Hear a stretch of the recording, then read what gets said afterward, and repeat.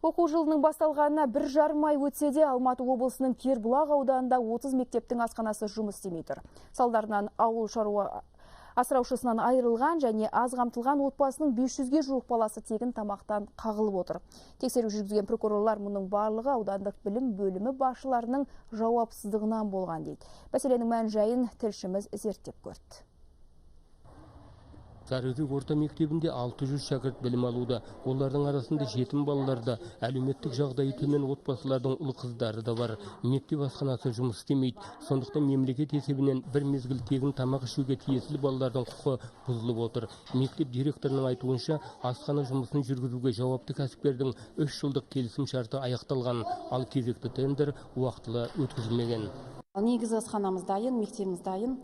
Оқушылар үшін тамақтануға жағдай жасалған. Кербұлақ ауданында 51 мектеп болса, олардың 30-ында асхана мәселесі шешілмей тұр. Бәріндегі түйткіл тендердің уақытылы жарияланбауы, ал оқушылардың тамағы үшін жергілікті бюджеттен 7 миллионға жуық теңге бөлінген.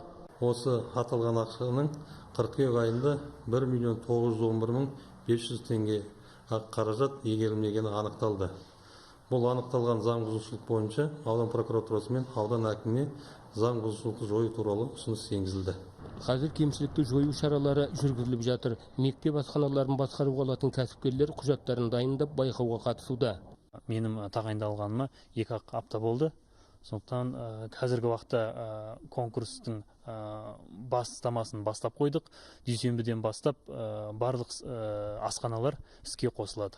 Өткен 1,5 айдың ішінде игерілмей қалған 2 миллионға жуық теңге тегін тамақтануға құқылы 457 оқушының қыстық киімдері мен басқа да қажеттіліктеріне жұмсалады дейді прокуратурадағылар. Осылайша сен салар да мен салар, атқа жемді кім салар деп жайбарақат жүруден туындаған өзекті мәселе енді өз шешімін табатын болды.